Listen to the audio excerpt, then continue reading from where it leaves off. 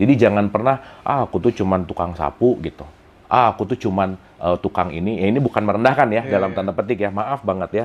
Tapi maksudnya adalah, jangan lupa bahwa setiap siapapun punya peran karena ini udah ada MOU di mana sang sutradara agung ini tahu casting-casting yang terbaik untuk si panggung sandiwara ini, ya inilah pemeran-pemerannya gitu. Nah makanya kenalilah peran itu. Dan ketika kita mengenali peran itu, kita tahu bahwa oh ternyata aku tuh, yang tadi misi jiwa tadi, aku tuh ternyata hidup untuk ini gitu.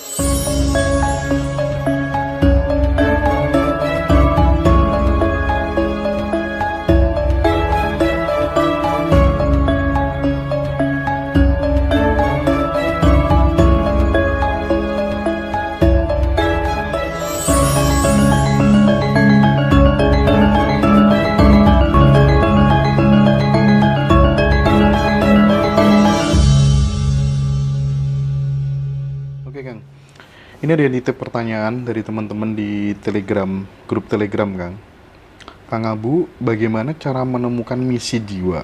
Apakah misi jiwa di setiap kehidupan akan berbeda-beda? Bagaimana jika hidup tidak sejalan dengan misi jiwanya? Oke, saya akan jawab ini dengan cara gampang aja ya Mas Hendra ya, karena misi jiwa itu sama dengan kita mencari passion sebenarnya. Oke. Gitu. Karena gini, setiap kita pasti punya misi dan setiap kita pasti punya, kalau kita bicara hidup ini panggung sandiwara, pasti punya casting atau pemeranan. Iya, iya. Jadi peran saya, peran Mas, peran teman-teman di sini nggak ada yang sama gitu. Makanya kalau hidup mau tenang dan damai dan bahagia, jangan curi peran orang lain. Itu nomor satu. Jangan curi peran orang lain. Duh, kayak dia pengen deh ngambil. Nggak bisa, itu perannya dia gitu. Nah, jadilah menjadi peran. Nah, saya akan memudahkan dengan cara yang sangat praktikal, Mas Hendra. Misi jiwa itu bisa dicari dengan cara, aku punya interest atau punya kesukaan apa sih dalam hidup ini. Karena kita punya dikasih bibit interest tuh. Passion lah bahasanya gitu. Kan gini, orang ada yang suka bola, ada orang yang suka catur, ada orang yang suka macam-macam gitu Mas. Itu adalah bagaimana dia mencari, salah satunya adalah passion hidupnya gitu. Nah, mungkin ini pernah kita singgung sedikit di pertemuan sebelumnya, tapi saya pengen agak lebih dalamin lagi gitu. Teman-teman mulai coba cari ke dalam dirinya, apa sih yang saya kerjain itu sangat, rumusnya 4E Mas Hendra. Yang pertama tuh easy. Easy itu mudah. Mudah. Nah, kayaknya saya ngerjain ini tuh mudah banget gitu. Gitu Mas. Dan mudahnya kita beda-beda loh. Ada orang yang kalau ngelukis mudah banget buat saya. Saya Mas, kalau disuruh ngelukis, oh angkat tangan deh. Saya disuruh ngelukis, suruh nyanyi, udah aja. Mendingan main sulap gitu. Tapi buat yang senang nyanyi, senang ngelukis, main sulap, mungkin nggak easy buat mereka. Betul. Gitu kira-kira. Jadi sederhana, cari apa yang aku sangat easy, sangat mudah, aku ngerjain itu mudah aja. Itu satu. Yang kedua, mulai masuk nih. Kayaknya aku enjoy deh ngerjain ini. Enjoy itu artinya kan nyaman, Mas. Menikmati. Mas Hendra pernah dengar kata passion ya? Iya. Pernah tahu roots kata passion? Passion itu datangnya dari kata patio. Melakukannya berdarah-darah. Kita Melakukannya berdarah-darah, menderita. Iya, siap menderita. Siap menderita. Artinya, semenderita gimana pun, saya tetap enjoy. Gitu. Istilahnya, ngerjain sesuatu meskipun nggak dibayar, nggak apa-apa deh. Oh iya. Gitu kira-kira. Karena kenapa? Saya enjoy di situ. Easy, enjoy. Easy, enjoy. Nah, yang ketiga namanya excellent, Mas. Excellent. Bikinnya bagus. Bagus. Top gitu ya. Gitu. Dua orang ngukir, tapi karena yang satunya nggak passion, yang satunya passion, ini ukirnya bagus banget. Nah, kalau easy, enjoy, excellent ini menyatu, baru yang keempat nih, earning, menghasilkan. Oke. Maka yang saya selalu cerita bahwa paling enak hidup adalah melakukan hobi yang dibayar, Mas. Temukan hobi dan jadikan itu sebagai pekerjaan. That's it. Oke. Cuman kan nggak seideal langsung bisa nemuin ini kan. Iya. Makanya ya udah sekarang yang paling mudah sekarang apa? Kerjain dulu, nggak apa-apa sih. Cuman jangan lupakan bahwa kita punya 4E ini gitu kira-kira. Karena Mas, saya banyak banget ketemu orang yang udah belasan tahun jadi dokter. Oh, dia menderita banget sebenarnya. Nggak happy, Mas. Meskipun duitnya banyak. Tapi nggak fulfill gitu. Nggak happy aja udah. Wah, marah-marah mulu tiap hari. Pokoknya kemarin saya cerita bahwa kalau udah mulai ngantor setiap jam 12 ngelihat jam, kapan pulang, udah aja.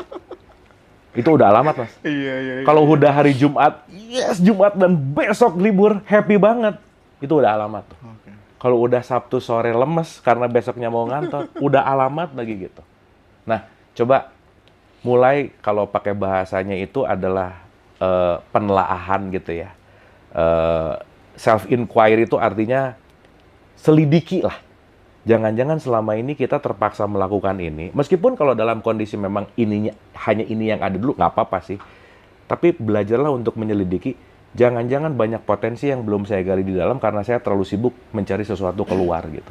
Nah, jadi 4E itu tadi sih Mas, untuk menemukan misi jiwa hal yang paling mudah yang mungkin saya bisa sharing dengan sederhana dan cepat, kira-kira temukan itu gitu. Luar biasa teman-teman semuanya.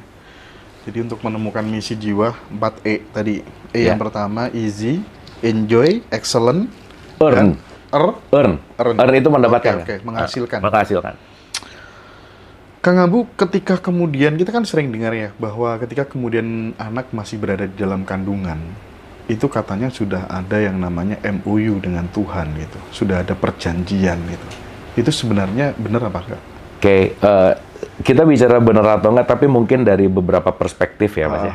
Atau benar atau enggak, saya juga nggak ingat sih sebenarnya. Tapi kira-kira ginilah Mas, itu tuh sebenarnya kalau di-relate ke Quran tuh ada di surat 7 ayat 172 gitu, bahwa ingatlah ketika kamu di dalam rahim, di perut ibumu gitu ya, itu ada satu klausal di mana kita mengadakan temu muka langsung sama Tuhan dalam tanda petik gitu. Nah, jadi bahasa gampangnya gini, Mas Hendra. Ini saya cerita dari segi quote-and-quote dongengnya dulu aja ya, supaya mudah gitu. Dari 300 juta sperma, itu dipilih satu. Betul. Jadi katakanlah ada perusahaan mau nge-hire pekerja gitu. Dia bikin tuh. Nah, berarti kan yang si satu ini harus interview dulu dong sama user gitu, sama yang punyanya gitu. Untuk deal-dealan gitu kira-kira. Nah, maka ketika deal-dealan, di alam rahim itu A sampai Z-nya tuh udah kita omongin tuh. Kamu akan begini, begini, begini, begini. Ya disebut live preview lah gitu. Gitulah kira-kira. Nah, konon kalau sampai A sampai Z-nya semua checklist dan kita oke, maka dia lahir, Mas. Tapi waktu itu ada yang kitanya nggak cocok, keguguran gitu misalnya. Karena ada satu yang nggak mau ke checklist gitu misalnya. Nah, jadi singkat cerita, dalam perspektif ini, kita terlahir itu sudah mengiyahkan apapun yang akan terjadi gitu. Artinya siap menerima apapun. Meskipun nanti di sini ada free will, ada pilihan. Dan itu nanti kita bisa panjang lah ceritanya. Tetapi nanti kita ngerti juga bahwa apa sih kontrak MOU ini cuma mau berbicara tentang siapapun yang datang ke sini punya peran di sini. Dan semua yang datang ke sini perannya penting, Mas. Jadi jangan pernah, aku tuh cuman tukang sapu gitu. Aku tuh cuman tukang ini. Ya, ini bukan merendahkan ya, dalam tanda petik ya, maaf banget ya. Tapi maksudnya adalah jangan lupa bahwa setiap siapapun punya peran karena ini udah ada MOU di mana sang sutradara agung ini tahu casting-casting yang terbaik untuk si panggung sandiwara ini, ya inilah pemeran-pemerannya gitu. Nah, makanya kenalilah peran itu. Dan ketika kita mengenali peran itu, kita tahu bahwa oh ternyata aku tuh, yang tadi misi jiwa tadi, aku tuh ternyata hidup untuk ini gitu. Misi jiwaku tuh ini gitu. Dan itu nanti berjenjang, Mas Hendra. Bertahap gitu. Aku dulu waktu nemuin passionku di musik, aku musik tuh. Tapi ternyata, oke, kayaknya pindah ke sulap gitu. Tapi kayaknya, pindah ke dialog positif gitu. Dicari benang merahnya, saya tuh senang mengentertain, senang ngebuat orang happy, senang macam-macam tuh di situ gitu. Nah, ternyata dari ini semua, si semesta lagi mempersiapkan saya gitu. Saya bisa tahu gimana cara broadcasting, saya bisa ngomong, saya gimana untuk belajar audience management, bagaimana memanage, dan akhirnya saya mendapatkan itu setelah terdidik di sini. Oh, ternyata PR-nya sekarang gini gitu loh, Mas Hendra. Karena di sini udah dipersiapkan nih, di-planting lah bahasanya gitu, dipupuk lah gitu kira-kira. Jadi ya sekarang saya bisa ngerti banyak hal karena ya saya belajar public speaking, saya belajar audience management tadi gitu, saya belajar ina itu seterusnya. Ternyata untuk sekarang di sini ketemu Mas Hendra gitu. Gitu Mas kira-kira. Sehingga akhirnya kemudian bisa mengambil sebuah konklusi, inilah jalan dharma saya gitu. Oke. Dan itu butuh tetesan keringat, bahkan tetesan air mata. Ngeri ya Pak? Maka ada berbuat, ada bekerja Mas. Ini buat saya berbuat. Sulap buat saya bekerja. Oke, oke, oke. Gitu. Oke, oke, oke. Kalau bekerja, kita ngomongin kontrak nih. Tapi kalau berbuat, nggak ada kontrak di situ. Betul, Gitu. betul, Gitu, Mas. betul. Luar biasa. Nah, menerima apapun yang datang dalam hidup ini, seperti yang disampaikan tadi oleh Kang Abu Marlo, itu sebagai parameter bahwa kemudian kita bisa disebut sebagai Islam itu ya karena kita benar-benar bisa pasrah, ya, menerima total gitu segala sesuatu yang ada sesuai realitas gitu.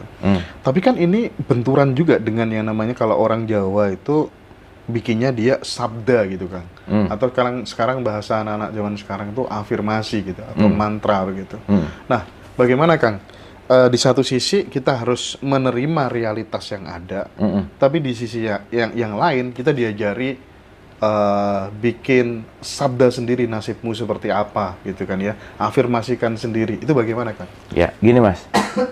Itulah kenapa ada statement di mana kalau kemarin kita ngomongin tentang hukum semesta gitu ya, ada attraction, ada action. Oke. Dan ini nggak bisa lepas gitu. Nah, Satu paket ya Kang ya? satu paket. Iya. Jadi nggak bisa lepas bahwa saya mengafirmasi terus, tapi saya tidak melakukan sesuatu gitu. Itu nggak mungkin. Oke, Gitu. oke. Nah, tapi nanti kita ngerti Mas Hendra bahwa setiap kita tuh punya kadarnya masing-masing. Segila apapun kerja, kalau kadarnya segitu ya segitu gitu. Jadi poin utamanya adalah kita punya keinginan tertentu, kita mempersiapkan jalan ke situ, dan kita mencintai prosesnya. Artinya apa? Yang kita nggak usah harus pikirin adalah hasilnya. Sebentar, kadar itu, besar kecilnya kadar itu given atau bisa diupayakan? Bisa diupayakan juga. Kita yang membesarkan juga gitu. Oke. Jadi contohnya gini Mas Hendra, kalau sekarang wadah gelas saya cuma 1 liter, terus mengafirmasi 200 liter gitu. Ya jangan mengafirmasi 200 liter dong, wadahnya gedein dulu. Maka si afirmasi akan datang gitu, mengisi gitu kira-kira. Nah sekarang kan gini loh Mas, berafirmasi itu jadi kayak halusinasi gitu. Beda sama imajinasi ya. Iya, iya. Once kita berimajinasi, kita bikin planning gitu. Saya mau ke situ, planningnya gini, gini, gini, gini. Itu imajinasi. Itu imajinasi. Tapi kalau halusinasi, saya cuma pengen punya cita-cita, terus jalannya gimana? Nggak tahu, gitu loh Mas. Jadi pokoknya afirmasi gini aja, mau gimana? Nggak tahu, pokoknya gitu kira-kira. Sehingga nanti kalau kita udah punya track-nya untuk menuju, ya kayak gini loh Mas Hendra, sekuat apapun, segimanapun gitu ya, kalau belum waktunya berbuah, nggak bisa Mas. Oke. Nunggu siap dulu. Nunggu siap dulu. Kita belajar dari pohon apel, Mas. Oke.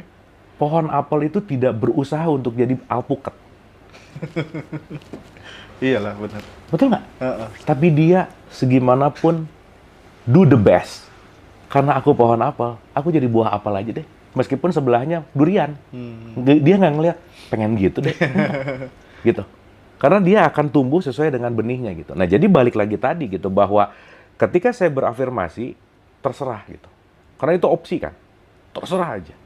Tetapi penting untuk menuju kepada di sini, itu ada tahapan-tahapan realitas-realitas yang harus kita sadari, terima gitu. Karena nggak mungkin wadahnya 1 liter langsung diisi 100 liter, naik dulu. Dan semua berjenjang gitu Mas Hendra. Nah jadi maksud saya adalah, poin utama dalam melakukan apapun menuju kepada tujuan, kunci utamanya adalah setia dalam proses gitu. Silahkan kita mau berafirmasi apa. Tapi yang jelas, begitu kita mengafirmasi, pastikan antara pikiran, perasaan, energi, dan tubuh selaras. Ini yang penting, Mas. Karena kalau ini nggak selaras, nggak jadi nih gitu. Nggak mungkin gitu. Karena mau menuju kepada titik cita-cita, Tubuh kita itu kan tindakan maksudnya. tindakan, move. Oke, sip. Sekarang ini Mas, banyak planning, tapi nggak ngapa-ngapain. Iya. Gimana? Iya. Planning bagus, tapi ngomong, kayaknya nggak mungkin deh. Lah, gimana sih? Sesaat kita ngomong aku nggak mungkin, kayaknya nggak bisa gitu. Iya. Sama dengan aku nggak mau. Yang nggak akan terjadi gitu. Maka pikir, rasa, energi, tubuh, selaras. Nah, itu nanti proses gitu. Tapi ada yang mengatakan bahwa tidak menjadi sebuah tindakan, tidak geser menjadi sebuah tindakan, itu gara-gara belum masuk ke bawah sadar. Itu bener apa nggak sih, Kang? Gini, bawah sadar itu kan program. Oke.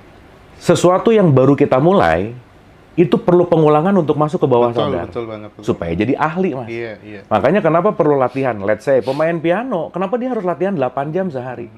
supaya dia tidak menghafal, tapi dia memainkan, dia menyatu.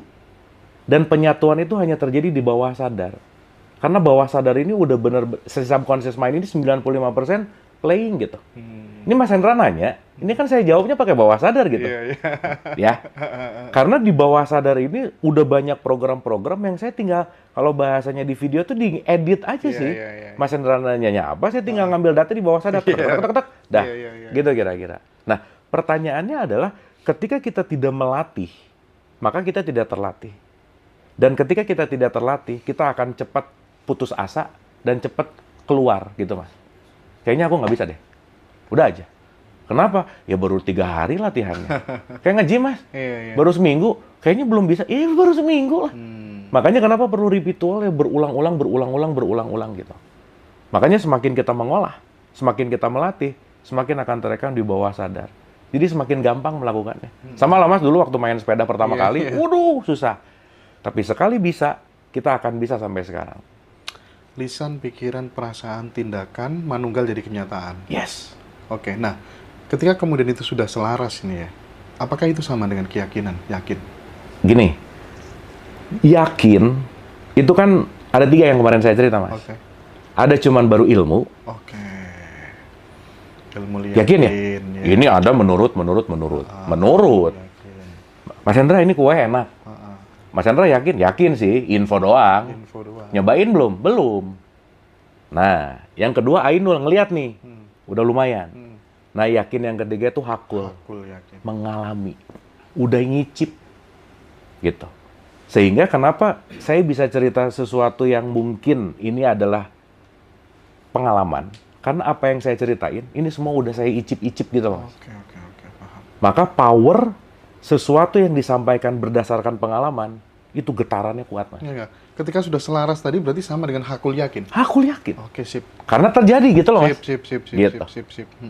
Masuknya ke situ gitu. Nah, aku tertarik ketika Kang Albu tadi bicara soal wadah gitu.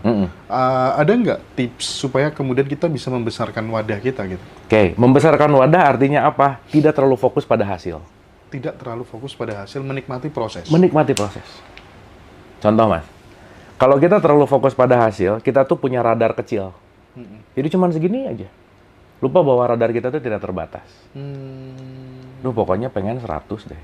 Padahal semesta mau ngasihnya 1 juta gitu. Iya. Ya bukan berarti nggak boleh punya target, bukan sih. Tetapi begitu kita based on goals gitu ya, dalam artian kita lihat pokoknya hasilnya gini, kita udah membatasi sebenarnya. Nah, tapi kalau kita dalam proses dan menikmati prosesnya, nah pelan-pelan ini nggak jadi terlalu penting, maka mau jadi mau nggak, ya udah gitu ya misalnya. Tapi sekali lagi ya, kan saya selalu ulang, maaf ini agak kasar Mas Hendra, beda tipis antara ikhlas, sabar, dan tolol Mas Hendra. Ini beda tipis nih. Gitu. Aku sabar aja, nggak sih tolol aja sih gitu ya. Nah, artinya orang bicara bahwa saya melakukan pekerjaan sebaik-baiknya, hasilnya saya ikhlaskan. Sering dengar gitu nggak? Iya. Yang terbaik tuh sebelum mulai udah ikhlasin aja sih gitu. Dari prosesnya aja udah diikhlasin gitu. Nah, semakin kita mencintai proses, semakin wadahnya akan luas gitu. Semakin akan luas lagi. Dan proses ini outputnya adalah kebermanfaatan sih, Mas. Kebermanfaatan. Semakin bermanfaat, semakin wadahnya luas. Oke. Jadi kalau misalnya kita pengen menaikkan atau memperbesar wadah rezeki, tanggungannya ditambah aja. Disengaja nambah aja. Yes. Oh, itu bule yang ngomong aku waktu kecil. Itu tetanggaku sebelah kanan, sebelah kiri. Yes. Oke. Berarti mindsetnya bukan untuk aku. Semesta bakal tahu bahwa, oh kamu ini dapat ini untuk tetangga yang fakir miskin, yang apa. Pak Heru langsung top. Itu yang dilakukan. Makanya SPBU-nya banyak. Iya, kan itu dahsyat. Iya, dahsyat. Karena nanti dia ngerti bahwa dia melakukan ini bukan untukku. Betul. Tapi society. Itu yang disebut rahmatan lil alamin gitu loh. Dan ngerti bahwa kita ini hanya distribusi aja sih gitu. Bukan untuk memiliki gitu. Karena kan hidup bukan apa yang kamu punya. Setelah kamu punya, kamu akan jadi apa? Itu yang penting, Mas. Becoming gitu. Nah, terus kalau kita nggak becoming, udah puas gitu. Tapi apakah saya menjadi lebih? Gitulah kira-kira. Kebermanfaatan ya, teman-teman. Oh, udah deh. Satu kuncinya kebermanfaatan. Udah aja. Semakin mencintai proses dan outputnya adalah kebermanfaatan, jangan kaget kalau wadahnya ngegedein terus gitu loh. Jangan kaget aja. Berarti bisa disiasati gini dong. Istri kan baru satu. Gitu. Enggak, istri kan tiga, Mas. Oh, tiga. Kalau satu Iswan. Oh, Iswan. Jadi kalau ngomong, aku punya istri, berapa? Satu. Nah, itu kafir namanya. Kafir. Aduh. Itu bisa dijadiin alasan sih buat istri. Boleh. Kenapa nikah lagi mau memperbesar wadah? Parah. Oke. Gini. Apa tuh namanya?